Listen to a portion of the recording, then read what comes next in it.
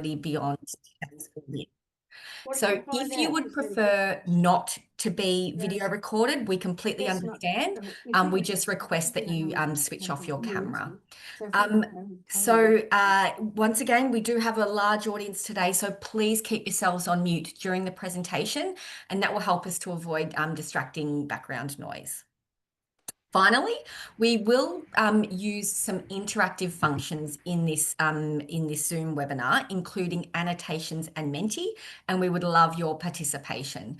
We will guide you through using these functions as best we can from our end. So I'm hoping that's all okay for people. Any concerns or issues so far? Good. Okay, so it's now my pleasure to introduce to you Dr. Olivia Metcalfe, Senior Research Fellow Digital Health with the Centre for Digital Transformation of Health at the University of Melbourne. Olivia specialises in digital mental health and is a key member of the Deliver program, working closely with clinicians, health service researchers, and leaders to advance impactful digital health research in rural and regional settings. Today, Olivia shares her insights on digital health and artificial intelligence, what every researcher needs to know. So if you can, I'll get you to locate your Zoom clapping hands via the reactions button and give a warm virtual welcome to Dr. Olivia Metcalfe.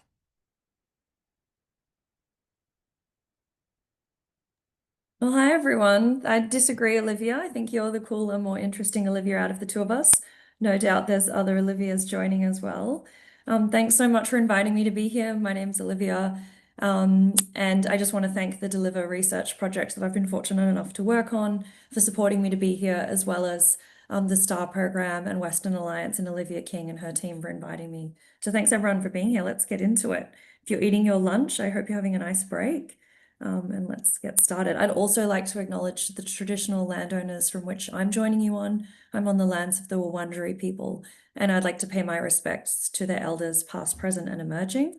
And I welcome you to, in the chat function, acknowledge the traditional landowners from which you're joining us on, recognizing we've got people all around Australia and some folk dialing in internationally. So thanks for being here. And this is Sandra Aitken. She's a Gunditjmara woman, which is a beautiful region in Australia, southwest Victoria. And she's holding technology that's over 6,000 years old. This is an eel trap.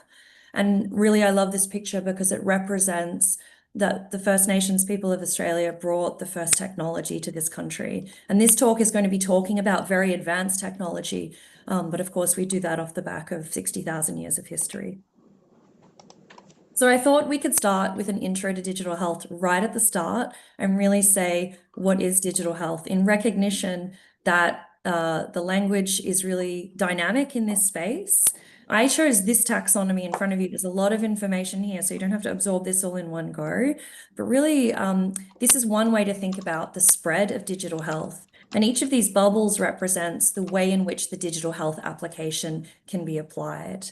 And so you've got things here that will be very familiar to you, like the use of a digital health application, for example, in telemedicine, personal health devices, which, encompasses things like smartphones or things that patients are working with, in surgical applications, pharmaceutical and imaging. Again, if you're working as a clinician yourself, that might seem obvious.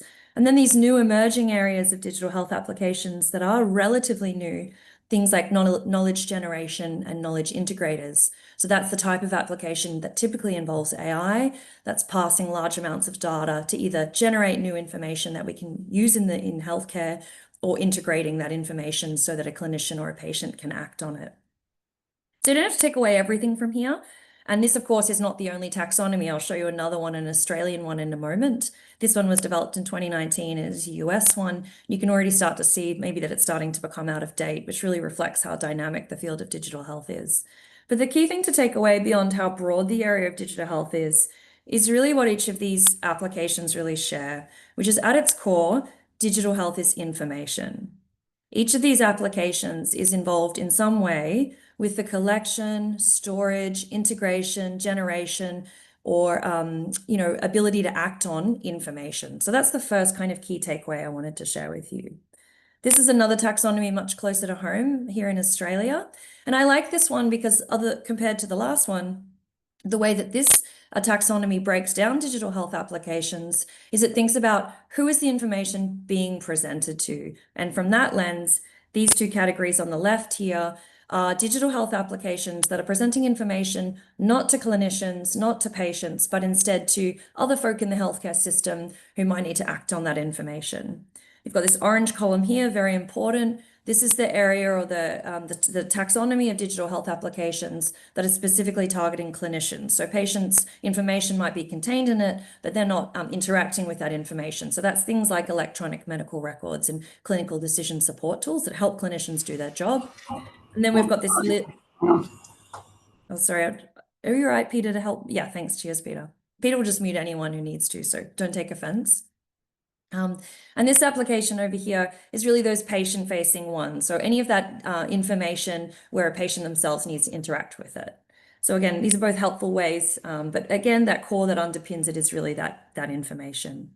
So given how broad digital health is, it can actually be helpful to start by saying, well, what isn't digital health? And I think it's helpful to debunk a few kind of myths that we might have. The first thing is that digital health is not just med tech. It's not just new devices, implantable devices. It's other forms of applications as well.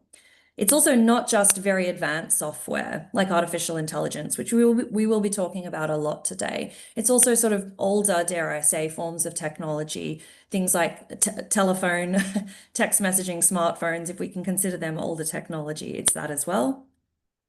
And it's also not just the infrastructure that's required for the transmission of that information. So it's not just electronic medical records. It's also things that outside of that or things that tack onto that. So when we pull all that together, I think we're in a position where we can say today, certainly in Australia and other high-income countries around the world, that all of healthcare in 2025 in some way is involving digital health. So it's very pervasive, it's very ubiquitous. That's one reason it's important. But beyond just the fact that it's everywhere, I think it's important to also start with why digital health is important. Why do we need it? So I'm going to propose to you two reasons. The first one is that at its core, healthcare really requires information. Information, another way to say that, information at its core is at the core of all healthcare. Think back to 60,000 years ago when the first Australians were delivering the first healthcare of this country, even without technology. They needed information about the symptoms, about what the patient was experiencing, about treatments that do and don't work. So really it underpins that. Healthcare, at its nature is information. But also when you look at the biggest challenges facing the Australian healthcare system, and this is true of all high-income countries, the biggest four challenges, no surprises, you'll be familiar with them, whether you're a clinician, researcher, or patient. It's an aging population, it's increasing burden of chronic diseases and the complexity of them, it's challenging workforce shortages that are not abating post-COVID, and it's the rising costs of healthcare. That's not news, but if you look at all the strategies at an individual health service level, at a state or a federal level, even at the World Health Organization level, one of the largest enablers, one of the largest solutions touted to these big four problems is digital health. So it's not just ubiquitous, it's not just at the core of health and the delivery of it, it's also got a lot of hype and hope around the fact that it'll solve our biggest challenges. So we've got to get it right. I want to take a moment to also say, what do we mean by digital? That's a word that has lots of different meanings to lots of different people. And so really at its core, what I'm talking about is computer technology. And I love this image because it tells us some of the great things about computer technology, the software and the hardware.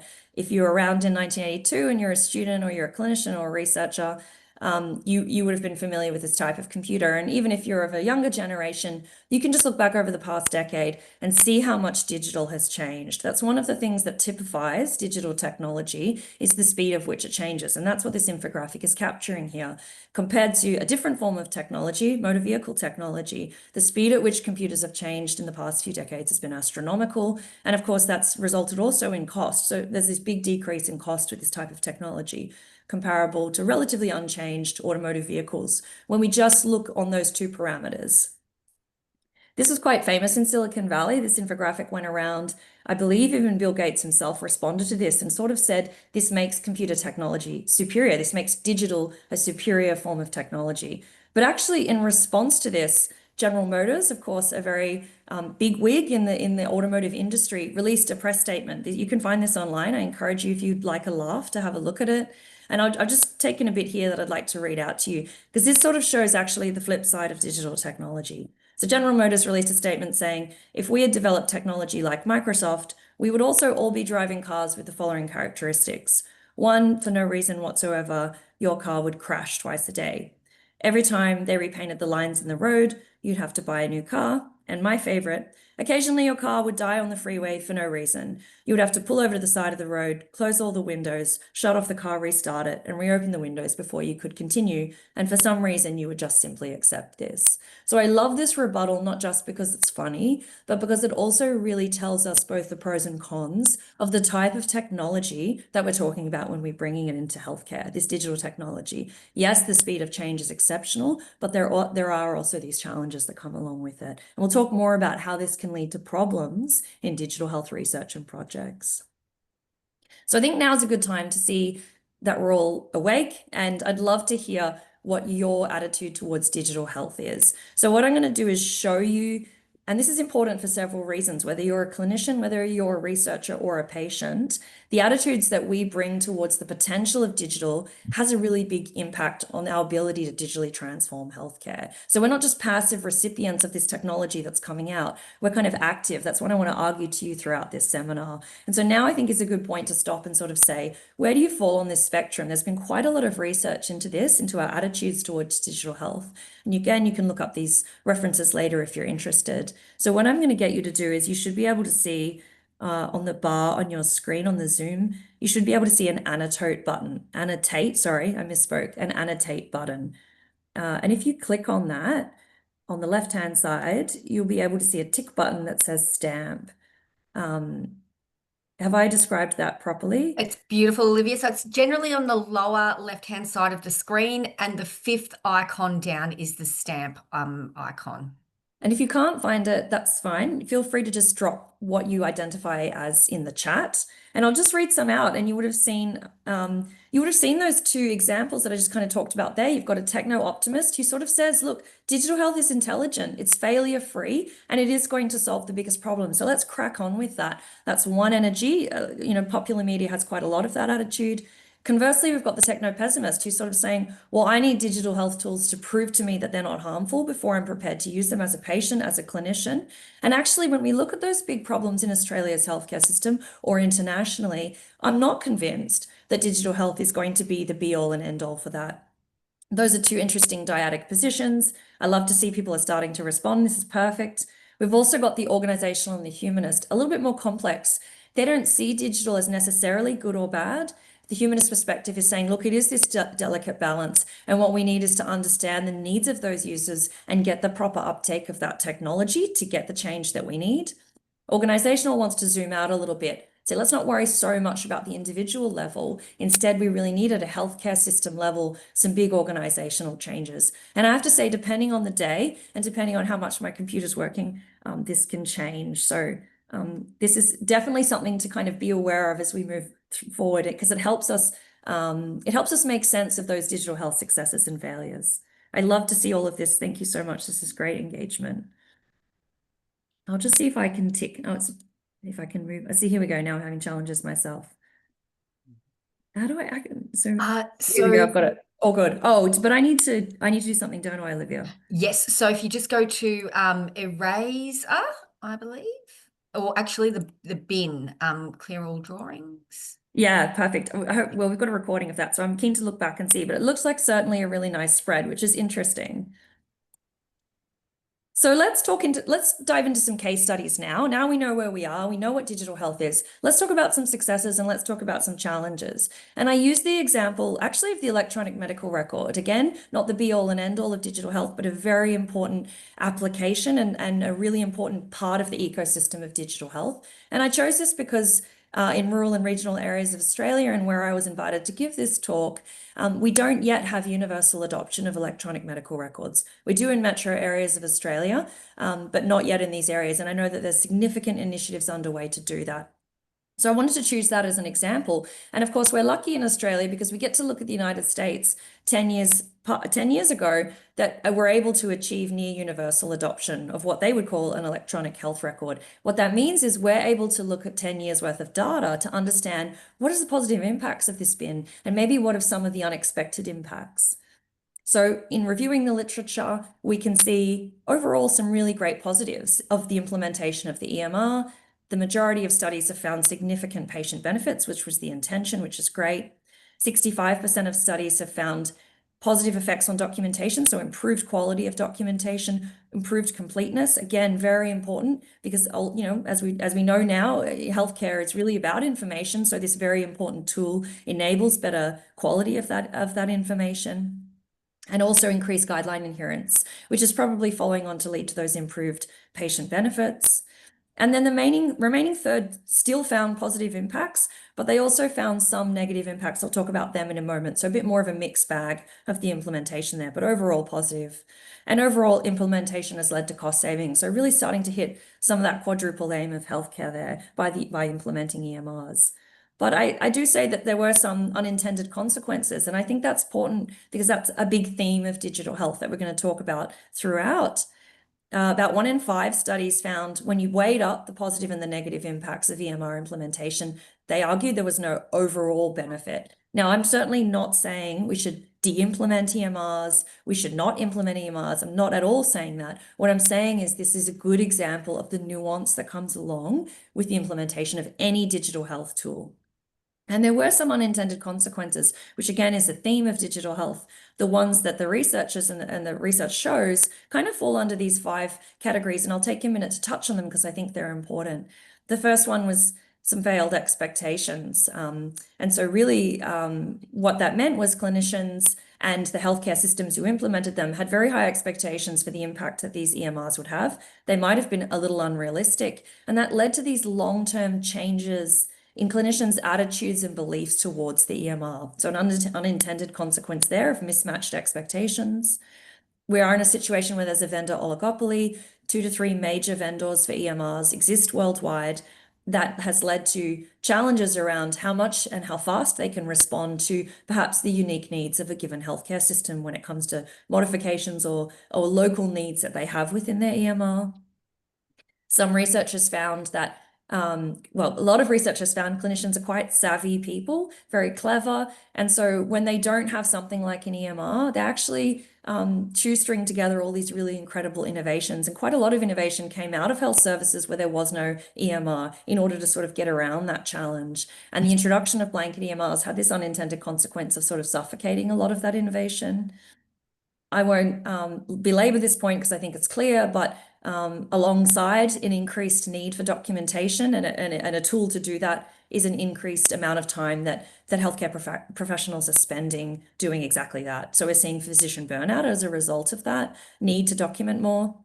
And what the researchers call data obfuscation, which I don't think is a bit of a clunky term to me, but I much prefer the term note bloat. What we're finding is that in some instances, again, introduction of an EMR can lead to these challenges with quality and note bloats. So again, not saying we should get rid of EMRs, but it's just one example of how there can be both positive and unintended consequences of digital health. So I want to zoom in now and give you one more and then talk about what this means and how we can kind of overcome it. So again, I was aware that a lot of people joining are joining from hospitals, so not a bias. I've never worked in a hospital, but I thought I'd just choose 2 case studies that are hospital-based. This one is, again, in the EMR. It's not the EMR itself. This is a machine learning algorithm, which we'll talk a bit more about later. But this is a machine learning algorithm that was designed to predict sepsis in patients, which if you're a clinician, you're well aware that's something that you need to act in a timely way on and is a big problem in hospitals. And so this algorithm was developed. It was implemented in hundreds of hospitals worldwide, affecting many, many patients. But a later analysis of the performance of that algorithm in this time showed actually no positive impact and actually mostly harm. And so what it found was that the algorithm was only able to detect about 1/3 of cases of sepsis, which was a very, very poor performance relative to the performance that just clinicians had without the algorithm. And also on top of that, another problem resulted, which was that the algorithm was very poor at detecting when a patient did not have sepsis. So another way to say that is that it was falsely alerting about 1/6 of the time, which is quite frequent. And what that was leading to was a big diversion of resources, because now clinicians were getting these very frequent alerts that a patient might have sepsis when they didn't, and that led to all sorts of harm and challenges along with that. So you don't have to be a data scientist or have ever built a machine learning algorithm. You can be a techno-pessimist to understand why, and here it is at its core, why this happened. The model predicting sepsis learned from notes in the EMR where the clinician already suspected that the patient had sepsis. And so that algorithm is not adding anything helpful on top of what was already human behavior. In fact, it added noise, and it ended up sort of distracting those clinicians from it. So this is another sort of case study of how a digital health tool with very good intentions, trying to solve a very important problem, kind of ended up not, with a negative impact primarily. And actually, when you scratch the surface on the literature, you find that across the board, across healthcare settings, across disease populations, across digital health applications, challenges with digital health are the rule. They're not the exception. So that's the situation we're in 2025. So let's talk about why. Well, I'll tell you why I think it is. I'm keen to hear, any views of yours. And then let's talk about what we can do to sort of circumvent this, given how much potential digital health has. So I want to propose these are the 4 biggest reasons that stand out to me. And the first one is culture differences. And so what do I mean by that? Well, we know when we say digital health, we know now we're bringing together 2 fields. We're bringing together digital, which is Silicon Valley, which is computer technology, which is Bill Gates and Steve Jobs and all those folk. And that culture, if you've ever been on LinkedIn or talked to Startup or go to the Digital Health Festival, this is a very common phrase. This culture is sort of underpinned by this. And it's quite a clever technique, failing fast and failing often. You prototype very rapidly, you figure out what doesn't work, you break things. That's kind of the attitude of Silicon Valley. And that's resulted in some enormously, incredibly impactful innovation. So there's nothing wrong with that culture, but that is what underpins digital technology. But you're trying to bring that culture into medicine. And, for thousands of years, this has been the culture of medicine, and it won't change, which is not only must you do no harm, you must also, show that you're doing good. And when you bring digital and health together, underpinning that, you can, I think on the first point to make is that this can create challenges. The second reason that I think digital health is more likely to be challenging than it is to be smooth sailing is this hype cycle, which is kind of famous. You probably again have seen this around. This is Gartner's hype cycle, and really this is how all computer technology works. You can kind of chart any new technology on this cycle, and a good one probably to use is AI, given that just a few years ago it came out. It was a new technology. There was a technology trigger at the start. None of us had any expectations. We didn't know how it worked. We were sort of maybe excited to try. But as time went on, and we're sort of in this moment now, I guess we could all have a guess of where we think we're at with, for example, ChatGPT. As time went on, all of our expectations rose, not just in health, but in what this technology would be able to do for humanity. Lots of expectations, very high and excited. But then I don't know that we're there yet. I think we're still on that journey for AI, but maybe using an older technology, some pilots happen and there's a few disasters and things don't go the way we thought. And then we think, oh, that didn't really work. And we get a bit disillusioned. And then we kind of, peter out in the middle where we figure out how can we use this technology in a way that's helpful. So this hype cycle is thought to underpin most new technologies, computer technologies as they come out. And we can use it to map on to exciting new digital health technologies that I feel as if they're coming up every day. Now, this graph is quite busy and small, so I'm just going to pick out 3 for you. And again, I'm sure this will spark some interested thought, I hope.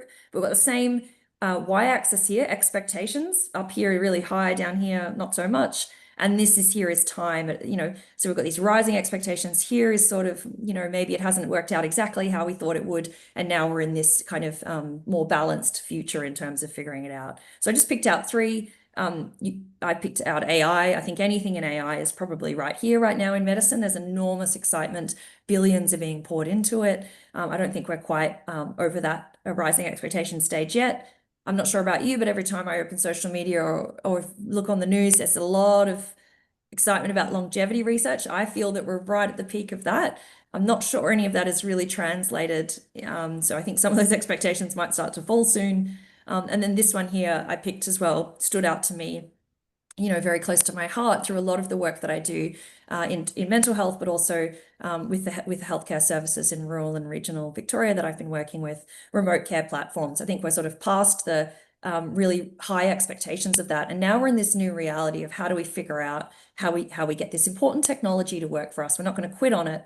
How do we get it to work? So yeah, I encourage you to come back and have a look at this and maybe think about how new technologies you're excited in might fit on this. But the point being is that where this technology falls on the hype cycle has an impact on how that implementation is going to be successful. And we saw that with the EMR. The EMR was introduced in the United States when it was at the top of that hype cycle, and that led to, some kind of big ripple effects in terms of clinicians' acceptance and usage. The third point I'd like to make, which is, again, very close to my heart as an academic, is this pathway here. So in 2025, we're in a situation where there is no standard development pathway for digital health. And I'd like to use an analogy to make that really clear. When we think about pharmacology, which is a huge part of medicine, we know, the pharmacological transformation of health happened about 60 years ago, started bringing in new drugs for treatment.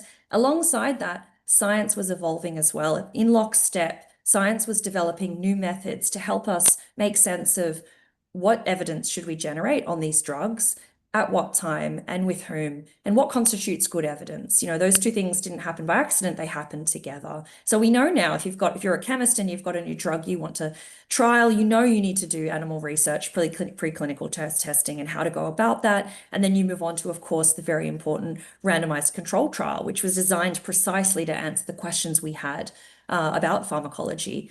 Unfortunately, we don't have that situation right now in science for the digital health transformation. Many of these preclinical models, animal models, are not applicable when it comes to those when we think back to that digital health taxonomy of all the different types of tools. And while the randomized control trial does have a place when we've got a digital therapeutic, when we've got something that's delivering a treatment for a disease, there are, of course, plenty of other examples where it wouldn't be feasible, practical, it'd be too expensive to run a randomized control trial to generate that evidence. And so we need to develop, what I'm trying to say is we need to develop these new methods to fill that gap so that the right digital health tools are being brought to the healthcare system based on the evidence that's being generated. And this is where the universities have a big role in this. It's going to be multidisciplinary, the digital transformation. And at the University of Melbourne, we're working on this very hard. And also other institutions around Australia. Big shout out to the University of Queensland. They're doing some exceptional work there. So just a call to reach out to your academics if this is something you're interested in. And then the fourth factor I'd like to say is something I'd actually like to put to you. I'd love to hear your view on this. And so I have a question for you, and that is, in your mind, wearing whatever hat you wear, clinician, researcher, consumer, just a policy folk, not just a policy folk, someone working in government, what is the single biggest determinant of whether a digital health tool will be successful? So I've got a poll here, and I think Olivia King is going to take over and get that poll created. Is that right, Olivia? That's right. I think we've actually got a ranking. We've got a ranking. Perfect. Okay. Yep. So you actually don't need to choose the single biggest, rather put in order the influence, I guess, or importance of these different factors influencing the success of a new digital health tool from the highest to the lowest. So what you want to do is just join Menti, if that option has come up on your screen, and then just rank these 8 factors in terms of their importance. And to do that, you just need to click on the actual text, the name of the factor, and that will give you the option to move it up or down, 1 being the highest and 8 being the lowest. Does that make sense? Drop in the chat if you're not sure. Or if you just technically it's not your favorite thing, feel free to just have a look at those and either put them in the order you think in the chat, or feel free to just drop in the chat what you think it is. But I'll have a go too, so I'll give everyone the time to do this.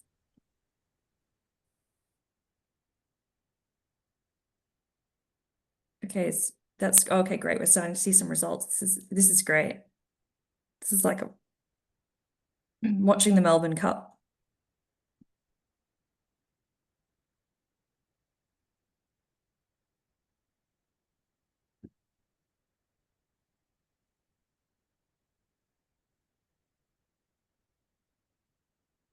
So we've got about 10 people responding. I'm going to give this another minute because I think this is important. Oh, Teresa, so can you see on the right-hand side, it says interact? And what they want you to do is to drag them into the order that they're in. If you can't see the interact panel on the right hand of your screen, oh, okay, all right, no problem. I'm so sorry about that. Feel free to just drop in the chat, then just type in what you think. So we've got a real race going on between clinician acceptance and organization has culture of innovation. Sorry, I might have put a typo in there. I should have said has a culture of innovation.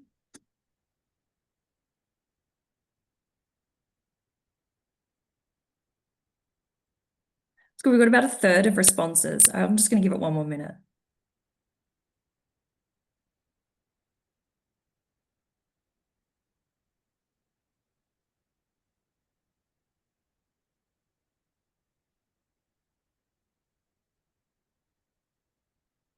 I'm not sure how many, I'm really keen to find out how many clinicians are here. I absolutely love that consistently, clinician acceptance is at the absolute top. If you're still figuring that out, please feel free to keep. I'm really interested in this data. This helps us understand kind of how to pitch these things. So feel free to finish your responses, and I'll just move on with our slides. Can I do replace current share? Is that all right, Olivia? Okay, thanks very much. So actually, everyone who said, well, I mean, in some way, you're all right. So you really were all right. All of those factors there matter. The number one factor that comes out as the strongest in the literature in terms of determining whether a digital health tool is going to be successful is the clinician. And that falls under the umbrella of the human factors. So how a clinician feels and understands and accepts and trusts the digital health tool is enormously important. Very close second is the patient themselves, and as well as factors in the organization in terms of how they implement and adopt the tool. And all of those things fall under this big umbrella of human factors, what we call human factors. So kind of one of the other key points I really want to make to you is that the success of digital health it's far more important to investigate and understand those human factors, the clinician's views, the patient's views, how it will fit in the organization, than it is to just focus on technically, how does this software work? We can't neglect that. If we're making an app for a patient, we have to make sure that when they press a button, that button actually works. But beyond that technical side of things, actually the biggest factor is the humans that are using it. So I'll just briefly talk about human factors because it is so important. If you're not familiar with the area, it's the emotions, it's the human emotions, the human's behaviors, and the human's thoughts relating to every aspect of that digital health tool, the design of it, the adoption, the use, and the implementation. And it's a very interdisciplinary area. It's the intersection of several areas of scholarship, including some of those listed there. And so it's a really important but neglected area of digital health that when we look at the top 10 reasons that digital health tools fail, the top 6 are really those human factors. And so, again, you can scratch the surface and start to see how a lot of those suboptimal or failed outcomes that we might see in healthcare are underpinned by this failure to address human factors. And so some examples here, if you have poor workflow fit. So again, the tool is working really, really well. And clinicians in this instance understand how to use it and they want to use it and they know that it's important. So you've ticked all those boxes, but it doesn't fit within their workflow. They're not sure exactly how to fit it in, or it's not clear how to fit it in, or it's clunky, or it takes extra time. If that happens, clinicians are 50% more likely to abandon a clinical decision support system, even if you've ticked all those other boxes. We know, for example, using apps, if you're interested particularly in health apps, again, just one type of digital health tool, but an important one, we know that most patients, consumers, whatever your preferred word is, they abandon apps after only 5.5 days because they find them too burdensome, even though the information in it might be accurate and technically correct. And another example is 70% of FDA software as a medical device that's recalled is related to these usability problems. So is the human who needs to use them able to use them? So it's just some examples, but there are many, many, many in the literature. I want to hammer home the point of how important human factors are. So we've talked about some examples, some case studies, just giving you a flavor of digital health. And I want to talk, I'd be remiss if I didn't share with you what reduces the likelihood of failure. This is really important. And so I want to share with you three things that I think can be really helpful. And the first one is the importance of the digital health champion. And now you already had a good sense of how important the clinician is. And so really thinking through how that clinician can be a champion for this digital health application in the setting in which they're in, whether it's health service, whether it's hospital, primary care, or wherever it is that they're interacting with those patients. And so, yeah, really giving them the skills and the knowledge and the literacy around it, and startups and research and academics and other folk working in lockstep with their digital health champion. So identifying them and upskilling them is one of the best first things you can do. And bringing along that attitude that digital health isn't something we just do to clinicians. They need to be a co-leader in this digital transformation for that to be successful. The second one is really solving that problem around the research methods and addressing actively those human factors, not just neglecting them and focusing on the technical side. So working with these new research methods, which again, I could give another whole hour to talk about and really encourage you to reach out if you're interested to really unpack how can we measure and understand and address these human factors in the development of our digital tool and as we bring it into the healthcare setting. And then the third one is really around the learning health system, which again, I know I say this, I could talk for a whole hour about the learning health system. It's not new to digital health. It's something that most clinicians will be very familiar with, but I do think it's important to really point out how useful it is, particularly when we're talking about bringing in digital health tools. So again, just to refresh those who might not be familiar, the learning health system is this cycle where we're spending time before we generate our solution, really falling in love with the problem, finding all the available data sources available to us to understand the scale of the problem and who it's impacting, and then using that to iterate and prototype a solution, a digital solution, gaining information and data back on that solution, and then when it's been optimized, putting into the healthcare system and iterating and getting more data. So really continuing to operate in this cyclical way where we're collecting data on the problem and collecting data on our solution. That's incredibly effective when it comes to a digital health application that we're trying to introduce. So I want to spend the rest of the time we have together just focused on AI. There's been a flavor of AI throughout, but I am conscious that, and you know now that AI is just one part of digital health, but it is a very important part and it is an exciting part. And it's going to be a big part of our digital transformation. So let's spend some time now really having an intro to AI. And I think that one of the things that I found, again, is that I'm not a data scientist. One thing that I found the most helpful is thinking about the taxonomy of AI. And again, the field is so dynamic and changing. A lot of people will use the word AI when actually they're referring to a different form of digital health tool. So I think one of the best things we can do to improve our own AI literacy is understand when we're hearing about a new digital health tool, is start to think, well, what type of AI is it? And we don't have to be data scientists, but have a very kind of clear understanding of the algorithm or the technology that's underlying that.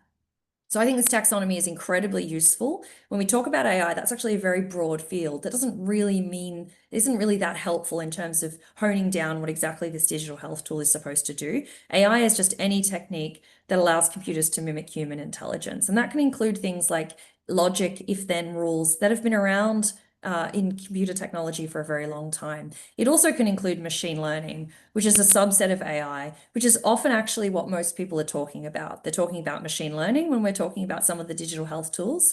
The Epic sepsis prediction model that you know, we talked about earlier is a type of machine learning. This is a subset of AI that includes statistical algorithms.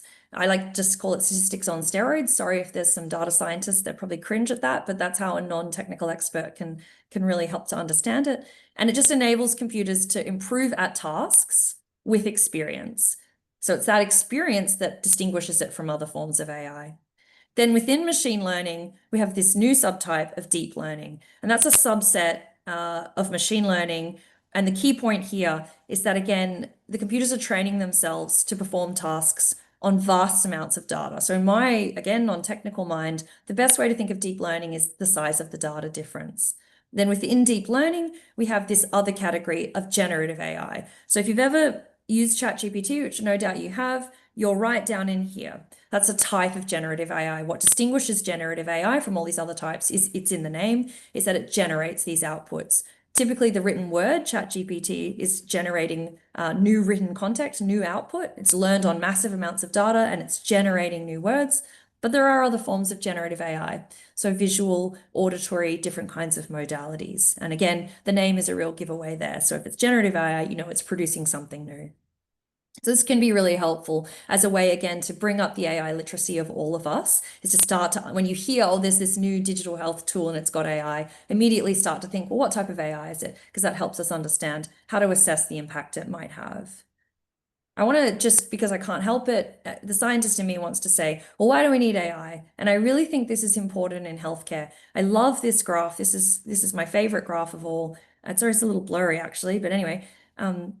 40 years ago, healthcare professionals in the healthcare system, on average per patient, had about 7 pieces of information.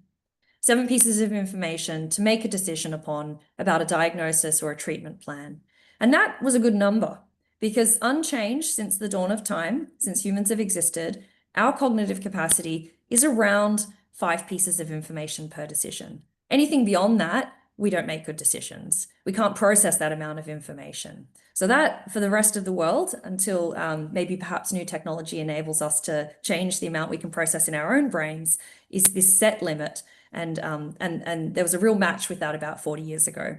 Since then, I would argue controversially, we actually have an information problem, which is the amount of information that can be collected on a patient in the healthcare system is enormous. Nowadays, a healthcare professional has access to about 1,300 pieces of information. So we've got a real problem there.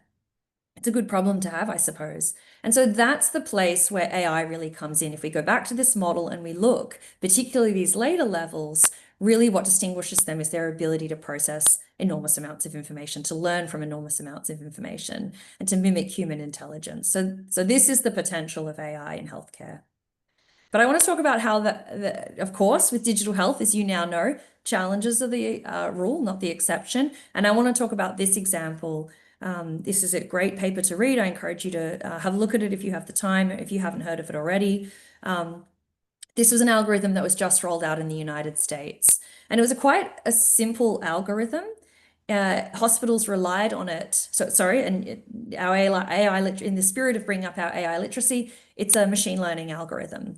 And its job was to target patients, to identify patients, to automatically enroll them into high-risk care management programs. These programs are really important because they provided extra resources, higher level of care for those who had, comorbid or complex conditions. So again, quite a simple kind of algorithm, really, that clinicians and patients themselves weren't even interacting with, but it was there to help identify patients who needed it. It was rolled out, it affected millions of patients, and an independent analysis a year later showed the results here. And the graph is a bit small to read. What you need to take away from this is the actual performance of the algorithm. The purple line is for Black patients, the yellow line is for white patients. And what it found was to get referred into the program, for the machine learning algorithm to pick up someone, flag a patient, and put them into this important program, Black patients needed to be twice as sick as white patients. And the reason for that is not that the machine learning algorithms themselves inherently have a bias. It's that they're fed on the information from our healthcare system, which is biased.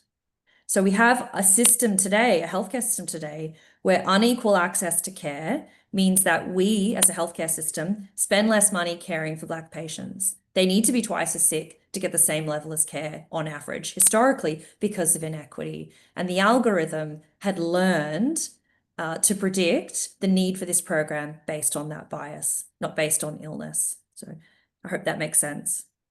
And I want to read this because this is really important. Even again, if you're like me and technically you don't, I'm a bit of a techno pessimist, I've got to say, but I think this quote here really summarizes while we have the potential for AI in medicine, we need to be in lockstep with this problem. So I'm going to read it out verbatim. Algorithms that learn from human decisions will also learn from human mistakes. So again, the information that we have, that we feed into algorithms, is not pure or untouched. It's based on human decisions. It's based on humans' decisions to seek care, give care, and all of those things, unfortunately, can be biased. So algorithms that learn from human decisions will learn from human mistakes, such as over-testing and over-diagnosis, failing to notice people who lack access to care, under-testing those who can't pay, and mirroring race or gender biases. Ignoring these facts will result in automating and even magnifying problems in our current healthcare system. So I think that is an excellent article. If there's only one thing you are interested in reading this week, I really strongly recommend that paper there. It's an excellent summary of the hope and the hype of AI in digital health. And I wanted to share that with you because I think it amplifies some of the problems that we've talked about with digital health in general. AI is sort of that on steroids, if you will. So it's not all dire. It's not, there's a lot of promising AI happening right here in Australia. These are some of the projects that I'm aware of and have been working on in some way. And again, with your AI literacy hats on, you can probably start to read these titles and think, okay, development and validation of a deep learning framework. I know where I am on that taxonomy. Okay, I can start to sort of understand how this clinical tool might be used. This one here, this title doesn't give away enough. It's just AI to predict. So we're kind of thinking, we might start thinking, okay, well, what type of algorithm is that? Again, on that taxonomy, what does that really mean? And the MRFF, which is a really important funder here, just one of the big bodies here, has awarded more than 135 AI-related grants totaling over $200 million. So we have an enormous pipeline of AI right now that's being developed in AI, which is incredibly exciting. Unfortunately, though, as we've talked about right at the start, we still have this disparity between metro, rural, and regional hospitals. So we still have, we don't have EMR coverage across many of the beds or many of the areas of rural and regional Australia. And so that's a bit of a tension because, again, to kind of point out the obvious, for AI to be powered, it needs these massive amounts of information. And the best way to get that information is from the electronic medical record. I'm just listening. So let's take a, I can't see the time. I just want to check and make sure I've got Olivia King. Have I still got time? Yeah, you've got a little bit of time if we have some for questions as well. So I think you're tracking well. You've got Okay, 12 minutes to wrap it up. Wrap it up. All right. So I want to share with you some myths about AI. I think, again, this is part of our all of our mission to really improve our AI literacy. This is some of the literature that's coming out, and then talk about, I think, where health systems can start in a project that I'm working on, which I think, I hope will be interesting. So here's some myths. We're going to debunk a bit of myths here. AI systems, AI systems that are out there being used by health services have intentional wants, or they want to mislead humans. So I think it's important to debunk that. The vast majority of systems don't have the architecture that enable reasoning. They're not able to reason. The systems are trained, the models are trained often to please humans and to give an answer. And so sometimes that means they can give an answer that's incorrect and they're not able to identify that it's incorrect, again, because they're trained really to kind of please humans, to serve humans. So that's something to be aware of, but it's a myth to say that they kind of want to just mislead us or have this intent at all. We don't think that's the case. Deployed AI systems, this is a big myth. They just continue to learn and improve over time. Well, we know they're learning from experience, therefore they'll continue to learn. And actually, that's not the case. So self-learning is not an inherent feature of these algorithms. And that's one of the really big gaps that has actually led to some of those failure cases we talked about. Retrospectively, the algorithm performed well. It was introduced into a healthcare system, and then it wasn't actively monitored. And so even if it started off okay, it's then drifted over time. And again, folk in the UK at the University of Queensland are doing some really excellent work around how can we tackle this from a science problem? How can we monitor these systems over time? But that's something for every person to be aware of. If this AI tool is being brought into the healthcare system, first question we should be asking, other than, well, what type of AI is it? Next question is, how are we going to monitor it over time? Because we need to expect that it will drift, that it won't perform the same way as when we implement it. And this one's a bit controversial, still preliminary evidence, but actually, I think there's a bit of a myth that AI plus human, let's pair them together. They're in the driver's seat together, making decisions about healthcare. That's going to be inevitably better. And actually, some early evidence shows that that's not the case. So when we get humans to make decisions alone, and when we get AI to make decisions alone, they can outperform each other depending on the task. But when you pair the two together, so you get AI and human to make a decision about something, they do significantly worse than just opting with one. So we need to unpack that a lot more. I think complex things like trust probably come into this. But I think that's a really nice example of how we can't just take AI and plunk it into healthcare. We really have to kind of untangle a lot of these complex issues in the models that we're building and what we're introducing. So that sounds complex and it sort of sounds futuristic. I think it's worthwhile saying we can start with AI right now. So all of the clinicians in the room who, if there's not the advanced infrastructure just yet, are still in a position where they can start to say, what's the best place to start with AI? So our AI literacy is improving. And I love this image because this is from the UK. This is something that healthcare systems are grappling with. And so really it's around, can we find areas of healthcare where there's more automation needed, where it's more administrative, and there's less change that needs to happen, and there's far less clinical risk. And how can we apply AI there? And so one of those types of solutions, of course, is AI scribes, which you might have heard a lot about, and I've been involved in a few projects on that.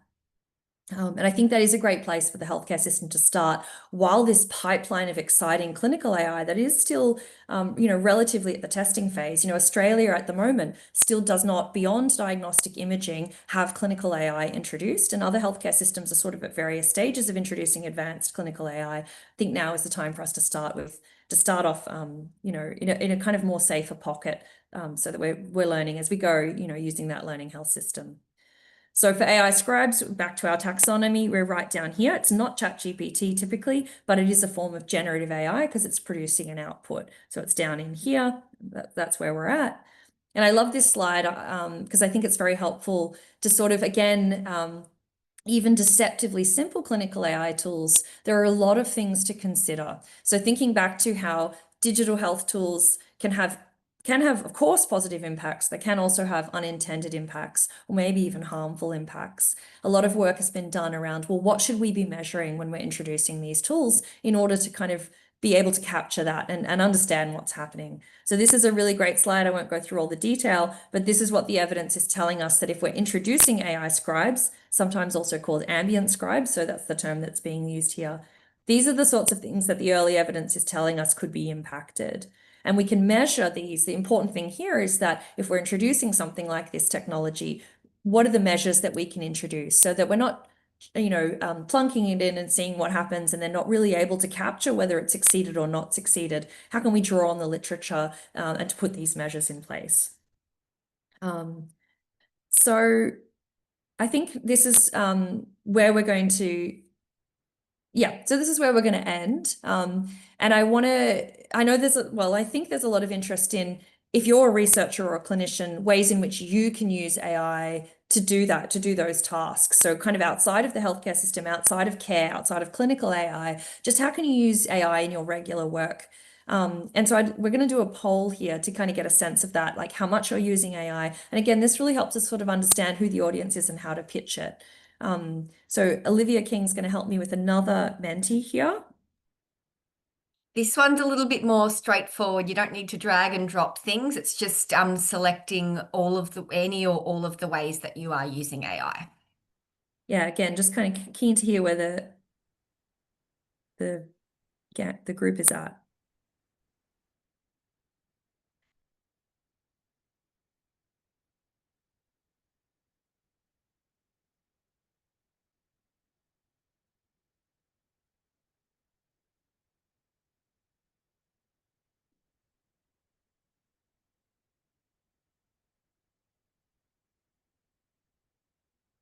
Okay, so we have about a third of people who've responded already. Lots of project management. Yeah, a lot of meetings. Yeah, I can see that. That's clever.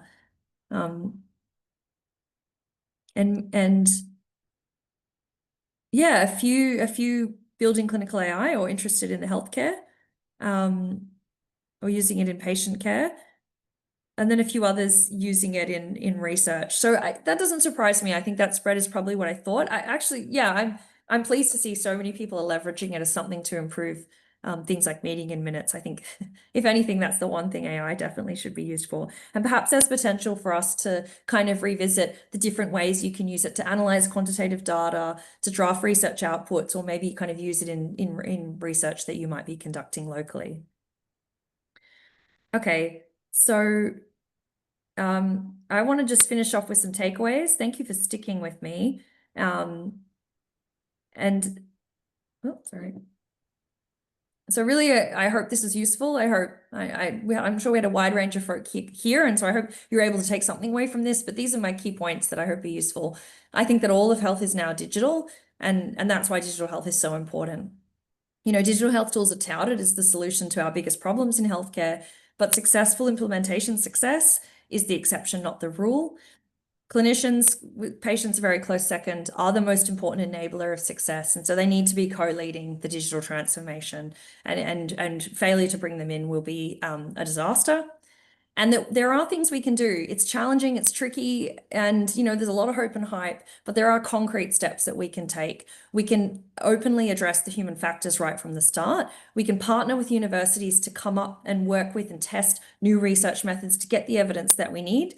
And we can leverage frameworks that have helped healthcare for a long time. Things like the Learning Health System, we can just apply them with a digital lens. And all of these things will help increase the chances of success. So I wanted to finish here. We have an education team, and they're really keen to hear other sorts of digital health education that you're interested in. And so please scan this QR code if you have the time and take our survey. I believe there's a $50 voucher for participating, for you giving us your data. We would really appreciate that. But the field is so dynamic and so new, and so we're really keen to understand what is it that you as learners are interested in knowing more about, so that, you know, we can kind of match the content accordingly. And yeah, I think we have a few minutes for time, but also please see this as an open invitation. Please email me. I'd love to hear what you're working on, what your challenges are, what you're interested in. So yeah, please email me and reach out. And thanks for spending your lunchtime with me. Oh, thanks, Olivia. That was fantastic. And there's about many, many comments to that effect. So yeah, very well done and thank you.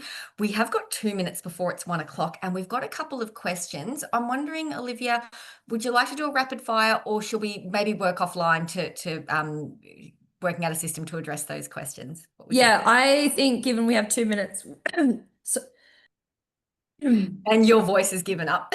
yeah, sorry, I'm recovering from an illness. I would love to answer all of those questions and give it the time and energy they need, because they're important. So please feel free to reach them out to me, and I'd love to respond. Sorry we didn't end up having time. It's probably a bit of a large group anyway to do too many questions anyway. So yeah, I think we'll save the chat. And yeah, you'll have my email address. So yeah, feel free to reach out, and thank you for your time. Terrific. Thank you so much, Olivia, and thank you, everyone. I hope you get the chance to complete that survey and enjoy the rest of your day. Thanks, everyone. Take care.